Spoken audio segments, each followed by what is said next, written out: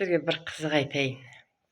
Мен былтыр бір жылдан асып кетті бір пост шығарғаным, әйел адамға ер адамның көңілі керек, көңіл бөлу керек, внимание жетіспейді деп жаңағы әйелдің барлығына, ол үлкен болсын, ол жас болсын, ол кәрі болсын, бәрібір ер азаматынан қолдау күтеді.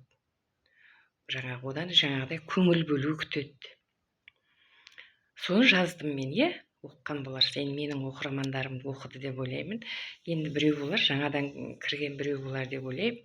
Айнаш деген біреу жазыпты. Қақпас депті маған. Қақпас, сен не үйретіп отырсың жастарға? Саған внимание не керек деп жазыпты. Күлдім мен. Мен ондай сөздерге вообще қиналмаймын. Күлдім. Сосын жауап жазған жоқпын. Сәлден кейін қазір ашып қарасам, тиктокта комментарий келіп тұр. Мына комментарий удален деген тұр. Жаңағы комментарийді тикток өзі удалить етіп бастапты. Тикток өте күшті жұмыс жасайды. Өзі удалить етіп бастаған и жаңағы Айнашты блокировать етіп бастаған. Көрдіңіз бе? Сондықтан ауызға ие болу керек.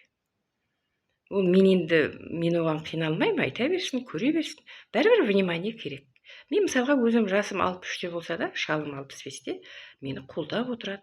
Столдың басында бір сәл нәрсе жақсылығымды айтып отырады. Балаларына, немерелеріне, әжеңдей бол, әжең сияқты бол, әжең күшті деп немерелеріне айтып отырады. Балдарға да, келіндерге де айтып отырады. Мамаларың сияқты болыңдар, мамаларыңнан үлгі алыңдар. Ой, менің кемпірім сондай ғой деп көңіл бөліп отырады. Айтып, сәл нәрсені айтып отырады. Бұдан мен кәдімгідей күшті болып қалам. Көңілім көтеріліп, өзім өміріме риза болып қалам. Бақытты екенімді сезінем. Ал келіндерім, балаларым үлгі алады, немерелер үлгі алады. Сондықтан ол көңіл бөлу керек деп мен айтқан кезде оған күлудің қажеті жоқ. Көңіл керек. Барлық әйелге керек. Жас келінге де керек, жас әйелге де керек, кәрі кемпірге де керек.